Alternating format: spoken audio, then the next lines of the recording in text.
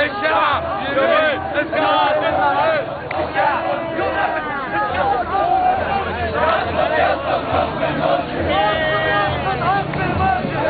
يسقط حكم المرشد.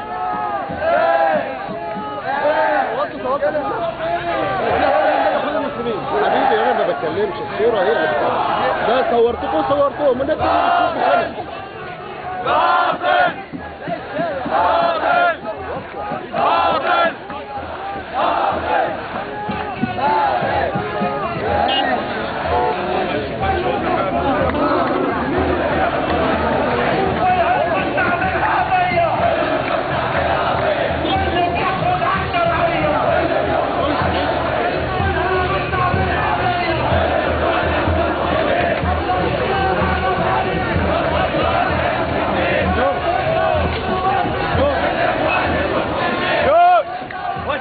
شوية بقى الله.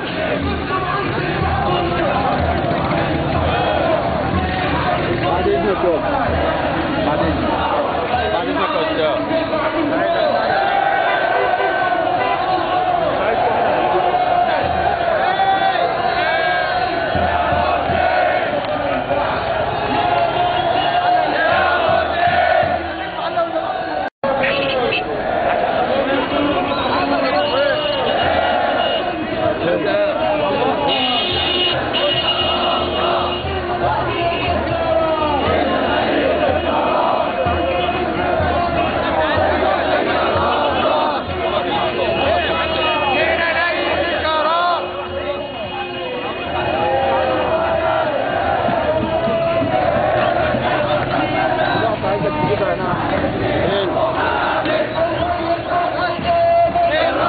طبعا احنا زي ما احنا شايفين الان، هو طبعا جماعة الاخوان المسلمين في هذا الاتجاه تحت المقر الرئيسي للاخوان المسلمين، ويفصل ما بينهم رجال الشرطة. وفي الاتجاه الاخر بنجد مجموعة القوى الثورية الاخرى متجمعين، والفاصل الان والحكم هي قوات الامن. ويعني زي ما احنا شايفين جميع قادة الامن بما فيهم السيد لواء سامي الميهي مدير امن دمياط يقوم بنفسه بحماية هذا الوضع اللي بنقول ربنا يستر عليه اصلا. محمد صباح او محمد النبي يبقى قدر الله اسمه.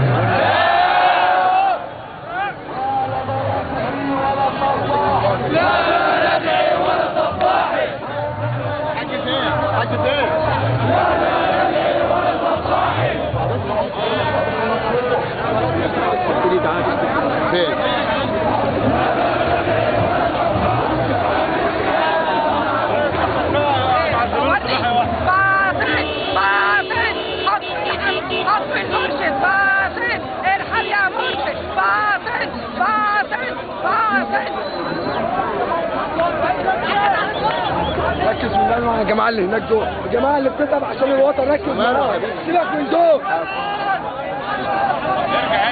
ارجع بقى يا جماعه، عيب. لا خلينا اهو.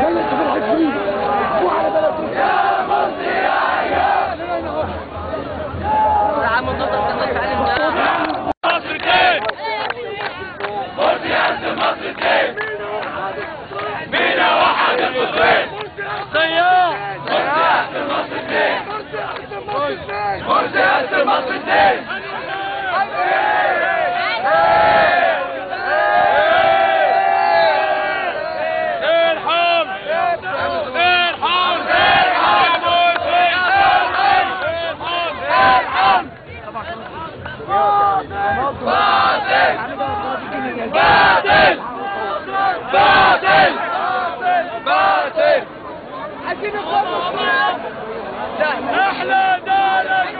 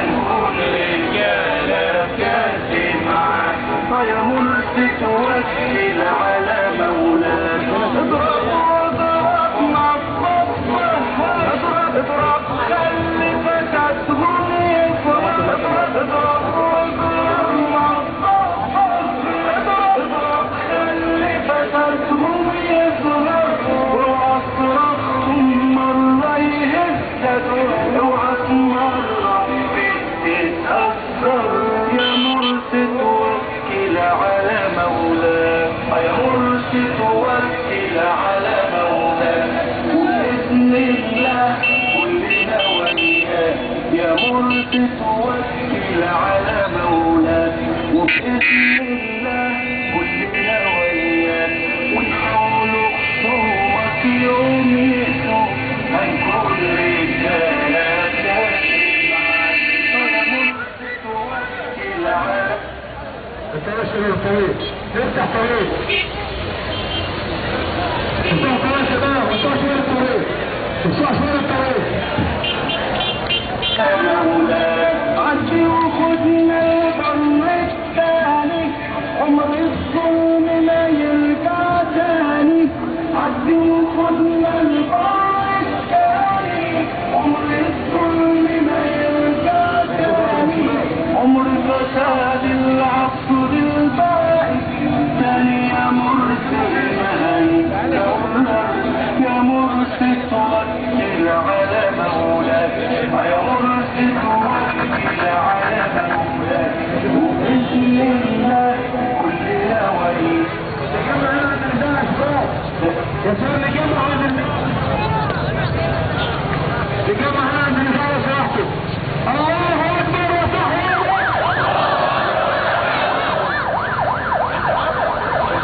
الله اكبر وتحية بس الله اكبر وتحية بس الله اكبر وتحية بس يا شهيد ارتاح ارتاح واحنا نكمل الكفاح يا شهيد تهنى تهنى واستنى دنيا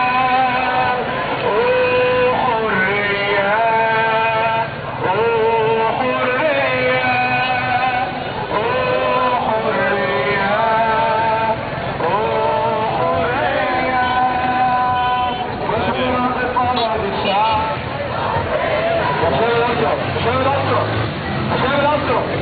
يا شباب الناس اللي ورا الناس اللي ورا يا شباب يا شباب معانا هنا يا شباب في الاذاعه معانا هنا يا شباب كل الرياض يقول حريه معانا يا شباب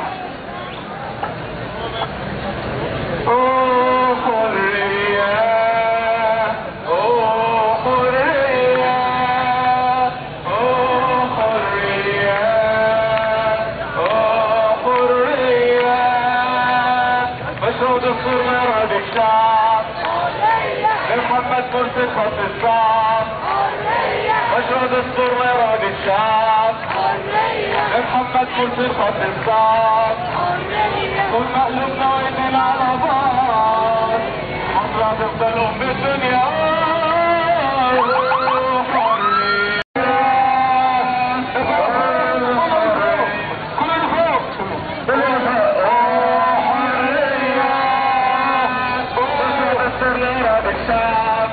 محمد مرسي خط الصعب مصر دستور مراد الشعب محمد مرسي خط الصعب المقلوبنا وايدينا على بعض مصر هتفضل ام الدنيا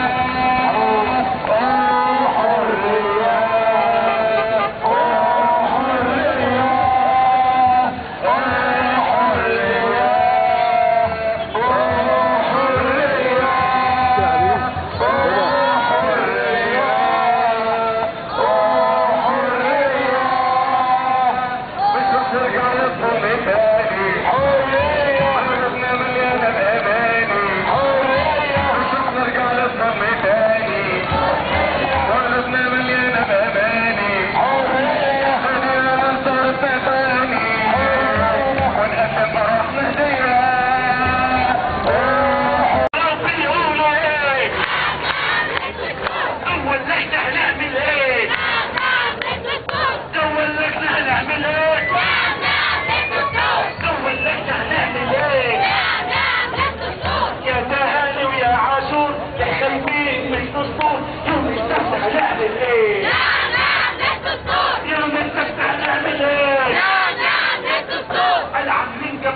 الوطنية ضد المرسي والشرعي طلع يصاب البلطجية والشوي الحرامي دون التشجيع نعمل ايه؟ نعم للدستور. كل الشعب يريد ايه؟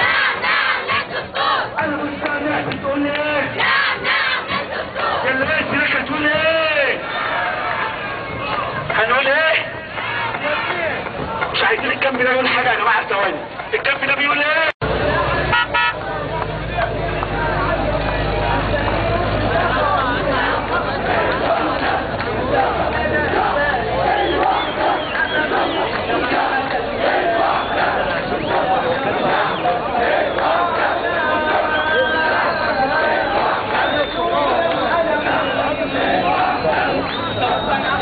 انا عايز اروح مكانك.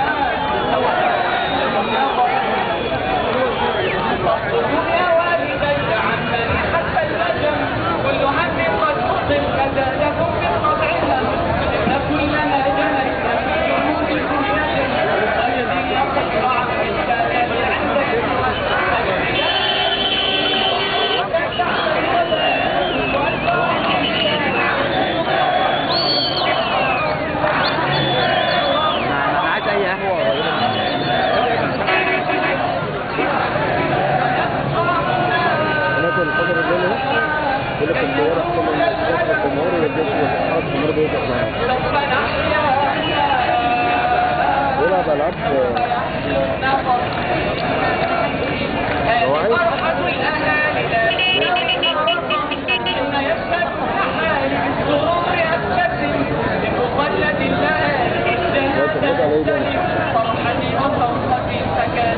هو شايف يا عبائق النسم يا سحائب الرجاء يا طيور الحرم يا رجل الفداء يا جميع الألم اشهدوا هذا الفتى أنني مسلم اشهدوا هذا الفتى أنني حقيقة سوف نبقى سوف نحيا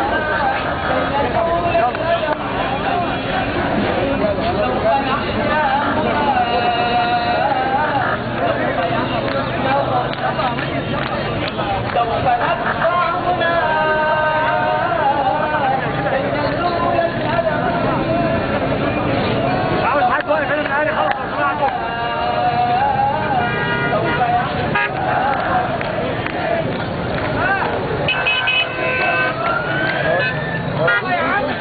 يا جماعة نرجع لورا شوية لو سمحتوا نرجع لورا شوية لو سمحتوا لورا شوية احنا واخدين مشروع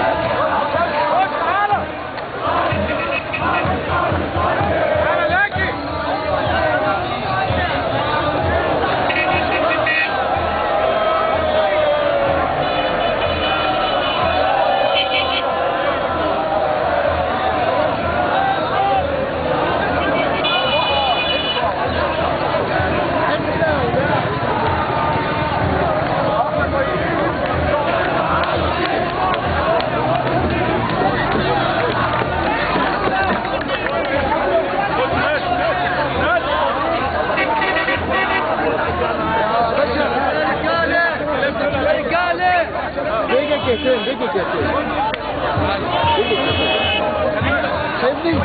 اللي انا اهو مش ضم مرة. بس انا ولا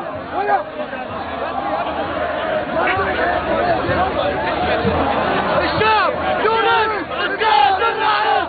الشعب يريد اسقاط الرئيس. الشعب يريد اسقاط الرئيس. الشعب يريد اسقاط الرئيس. الشعب يريد اسقاط الرئيس. الشعب يريد اسقاط النظام.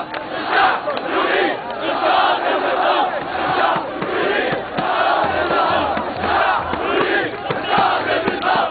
الشعب يريد اسقاط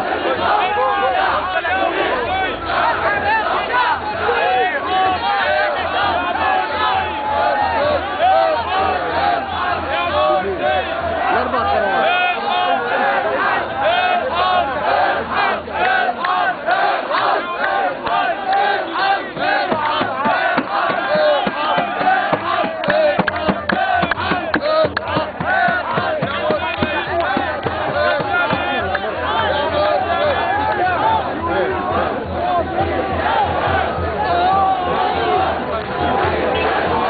واحنا مسلمين.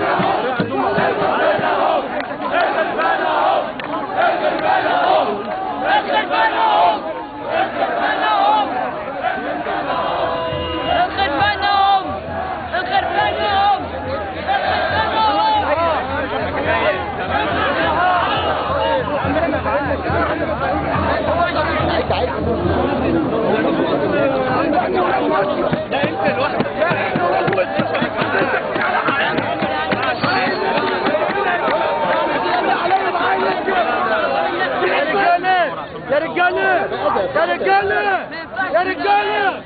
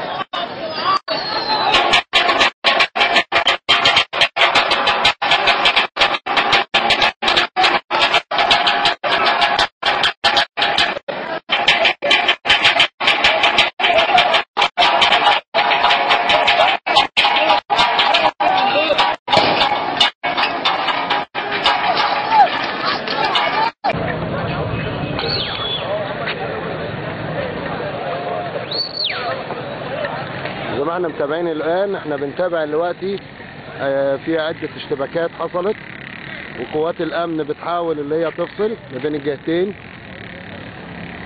وفي قنابل غاز طبعا. انتوا ما انتوش متخيلين طبعا الوضع. في اصابات في الشرطة كتير.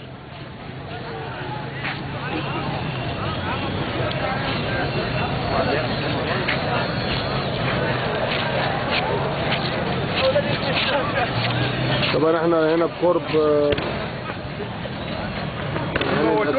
كمان الاطلاق طبعا. احنا بنحاول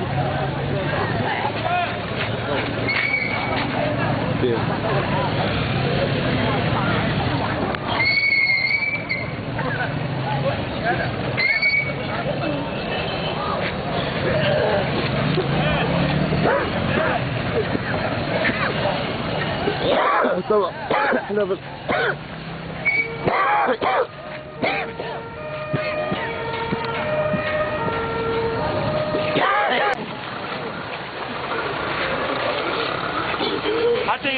خل حد معاه خل حد معاه خل هات الرئيس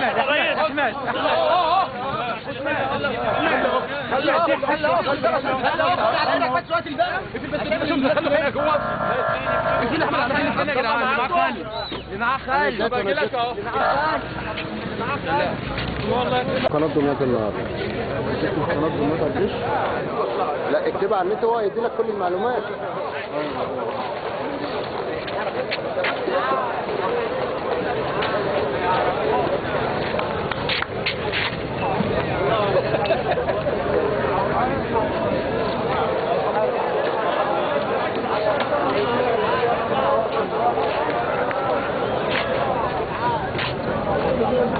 معلش انا اسف لرداءة الصورة، طبعا الدنيا ضلمة والمكان انا بصور من بعيد جدا، بس انا بحاول اقرب.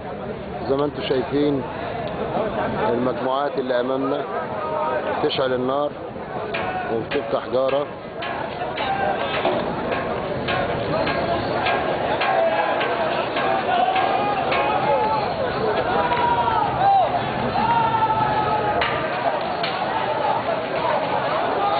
هنا في بدأت في مجموعات من المنطقة، من منطقة الأعصر. طبعا الناس اللي اتضررت، اللي نزلت واتضررت من الغاز. أنا واحد من الناس نزلت من بيتي طبعا بسبب الكلام ده.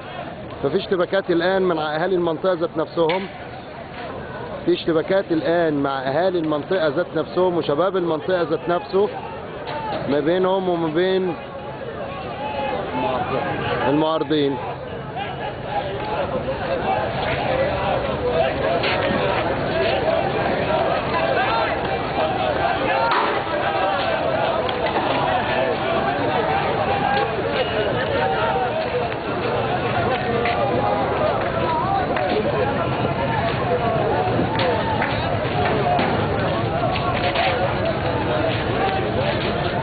انا بكرر ان دلوقتي الاشتباكات اللي بتحصل دي ما بين شباب اهالي المنطقة، شباب اهالي المنطقة.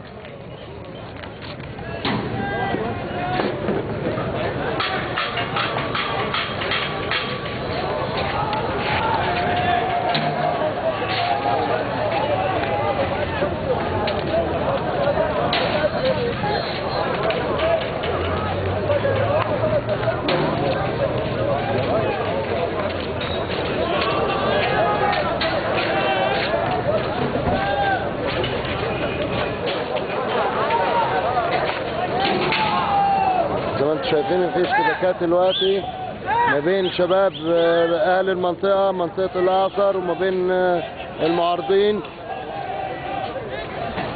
لأن طبعا من اعتدائهم وتعامل الشرطة معهم بإلقاء الغاز أضر بالمنطقة كلها.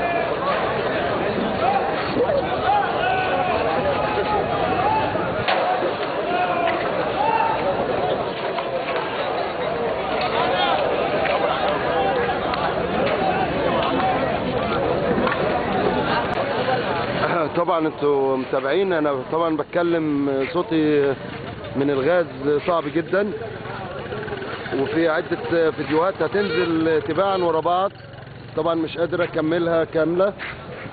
بحاول ان انا بنقل لكم الصورة كاملة.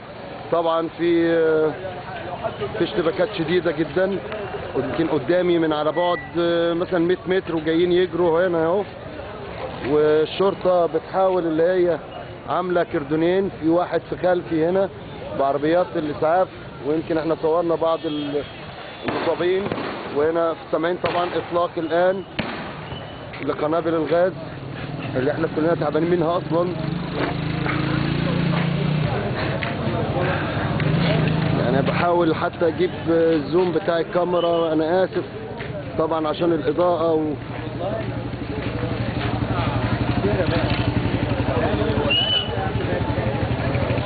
عايز تصور كويس لا تحطها بتاع هنا بتاع الشرطة مش كده وراها ومين اللي هيحميني من الغاز حضرتك؟ يعني ما عدتش شايف ده هم ما عدتوش على طب ما انا عندي فكره حلوه عشان الغاز ده يجيبوا العيال دي هنا ويروحوا هم هناك. ايوه عشان الريحه. لا عشان المطر طبعا احنا يعني يمكن عادي هم في مصابين كتير طبعا من الغاز.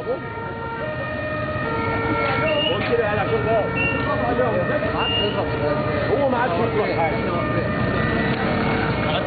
لا تضرب بس كده. هو طلع عايز يكتب بقى حاجه. لا مش هيمسكوا حاجه. بيقرب ضرب له. طبعا في صوت اللي بيضرب قريب ده اللي غلط. صوت قنابل الغاز وصوت عيرة تحذيرية مش اكتر من الشرطة لابعاد المتظاهرين.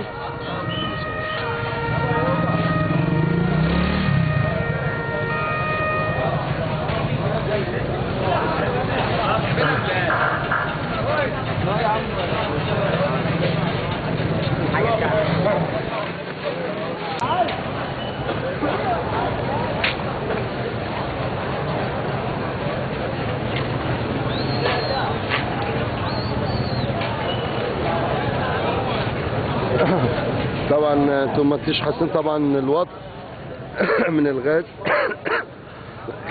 صعب جدا.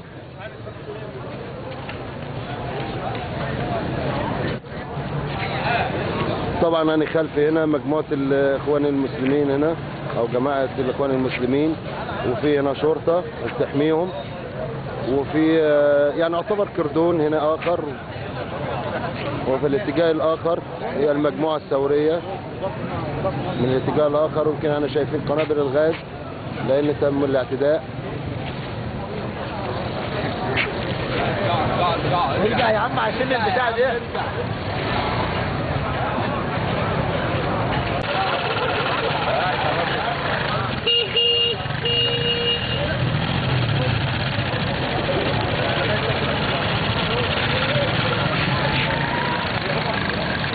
لا على البحر يا جماعة، خليكوا على البحر يا جماعة، خليكوا على البحر.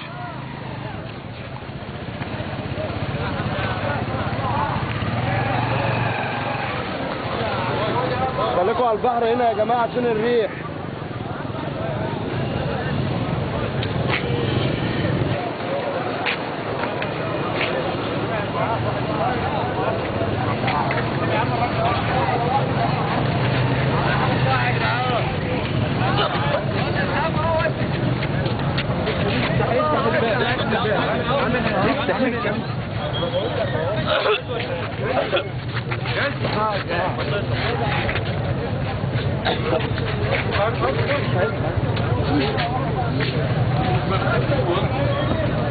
حد يروح معاه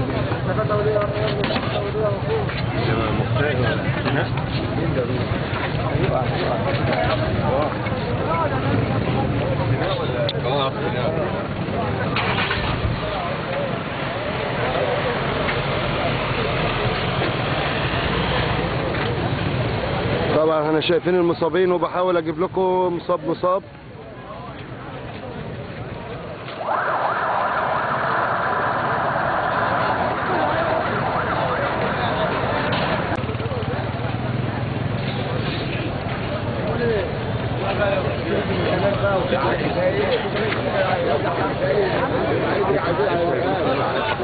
وانا بعيد والله.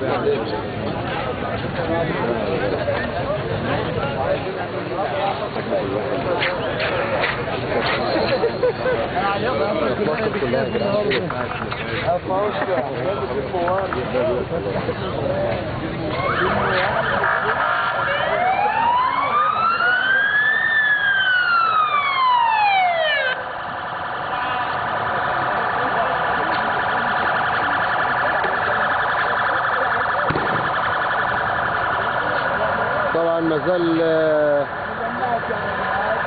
اطلاق النار او القنابل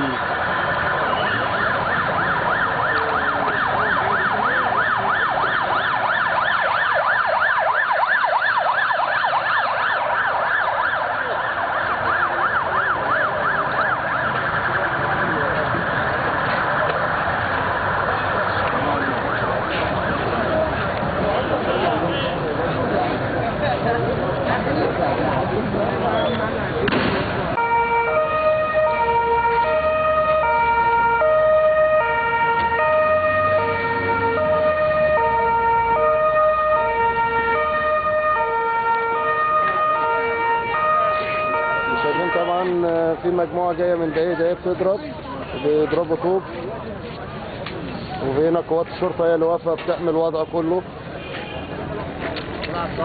قبلوا واديله لكن انا اطلع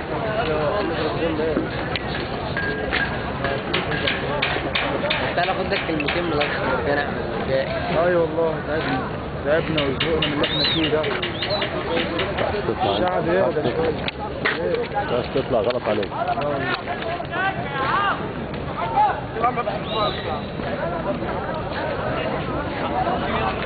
طبعا فينا ضرب اهو.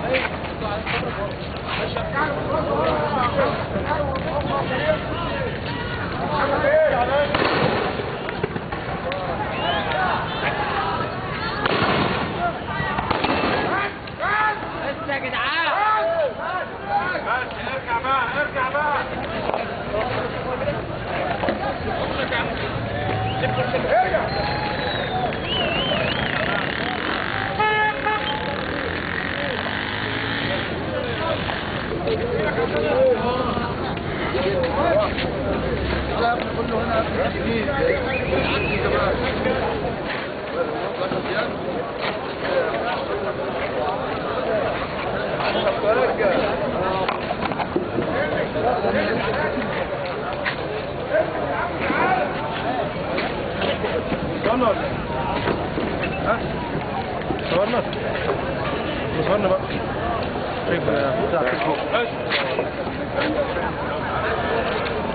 تعالوا كده اهو، تعالوا كده عشان الغازات ما تجيش عليك. تعالى يا حبيبي. تعالى.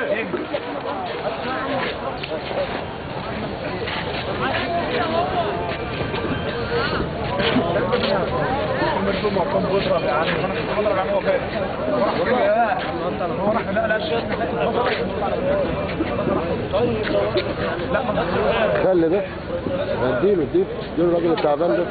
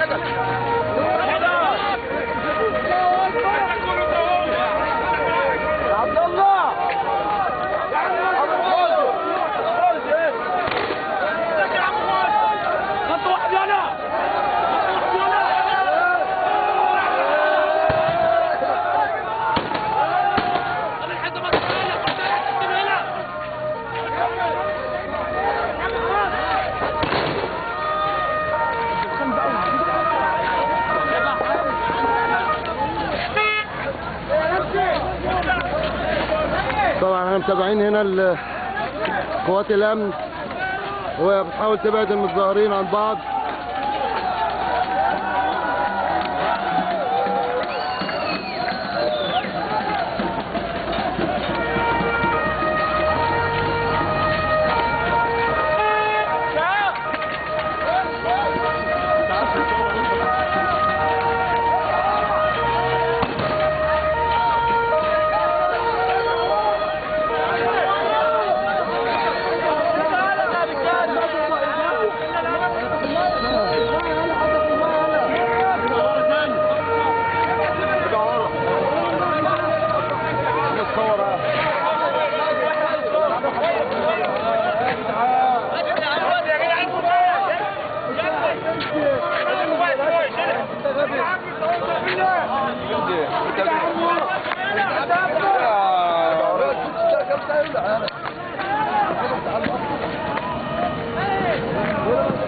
بس العساكر ارجع لورا، العساكر ارجع لورا يا عودة، سيطر على الحتة اللي عندك. طبعا دي الكاوتشات اللي كانوا مولعينها وقوات الشرطة بتحاول. طبعا انا في داري هنا جماعة الاخوان المسلمين واقفين، مفيش اي تحرك، ما بيعملوش اي حاجة خالص، ولكن المجموعة الاخرى القوى الثورية هي اللي بيتم التعامل معها من الشرطة بسبب ان هم تعدوا بالضرب، وده اللي بيحصل الان.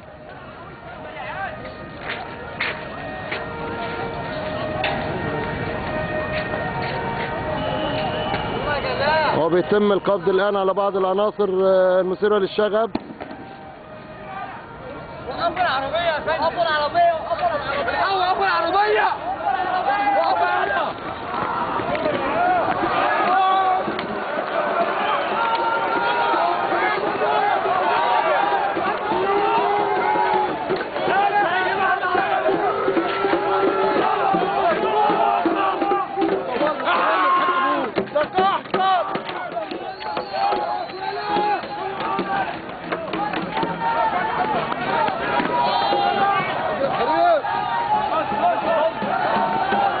طبعا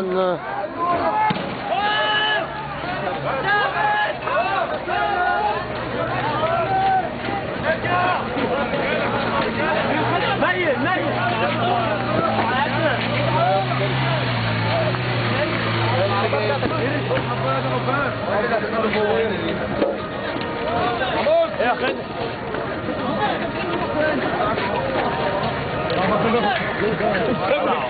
خليه قدامك يا ماما.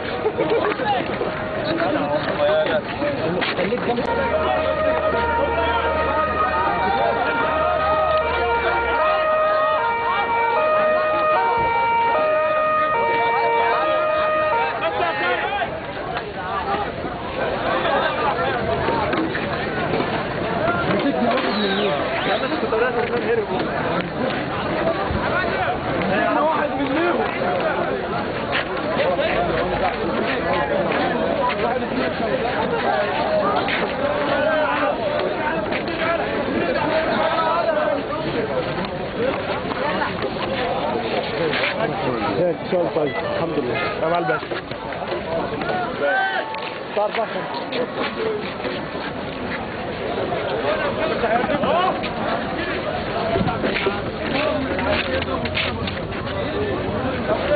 يا معاك دلوقتي ورا.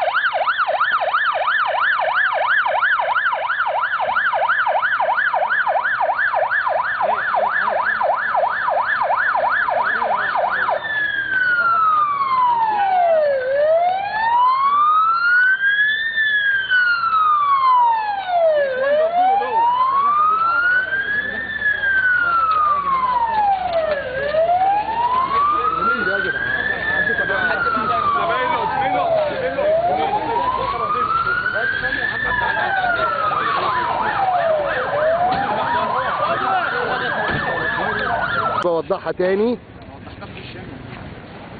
هنا زي ما احنا شايفين قوات الشرطة هي اللي راجعة من على بعد، كانت بتتعامل مع القوة الثورية اللي تم من اتجاهها الاعتداء من ناحية الكوبري العلوي بدمياط، وقوات الشرطة هي اللي بتتعامل. اما مجموعة الاخوان المسلمين هم في داري الان، مفيش اي تحرك منهم ولا في اي اشتباكات ما بين جماعة الاخوان المسلمين وما بين المجموعات الاخرى. زي ما قلت ان جالنا اشاعات بتقول ان في عراك او ضرب او حرب شوارع ما بين الاخوان المسلمين ومجموعة القوات الثورية الاخرى. انا باكد ان ده ما حصلش قدامكم على الكاميرا الان. الاخوان المسلمين بعيد جدا من ورايا، ومن امامي هنا في النص قوات الشرطة، ومن بعدهم من بعد كده في ب 200 متر مجموعة الثورية من قدام، وهم لما بيعملوا تعدي او ضرب او كلام من ده او لق طوب او كلام من ده تبدأ الشرطة هي اللي تتعامل معهم. وده للتوضيح طبعا عشان نقضي على اي اشاعة بتتروج الان للكلام الفارغ ده. فانا باكد ان مفيش اشتباكات ما بين الاخوان وما بين الجماعات الثورية او الاهالي عامة.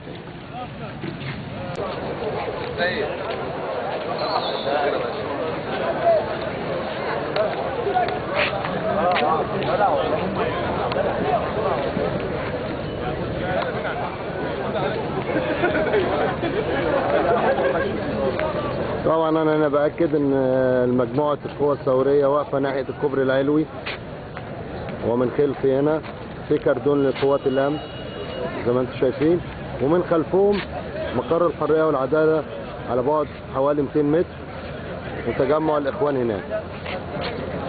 يعني التعامل كله مع المجموعات اللي انتم شايفينها من على بعد دي اللي فيه مولوتوف وفي بعض اشعال الحرائق، والتعامل كله مع الشرطة وليس الاهالي مع بعضهم زي ما يذاع يعني او زي ما يقال يعني.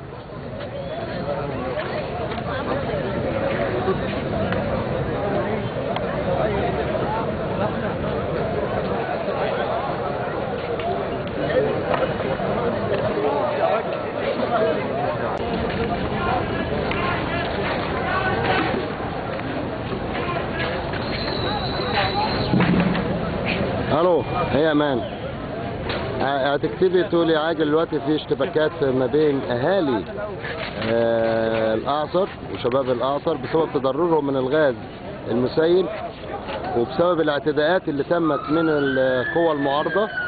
فبيتم التعامل الان ان الاهالي ذات نفسهم نزلوا دلوقتي بيشتبكوا مع المعارضين لمرسي بسبب تضررهم الغاز والكلام ده كله بسبب التضرر. كتير طبعا، بس كله اختراقات، كل الاصابات اختراقات. عرفيها اكتبي لها بس عشان مش عارف.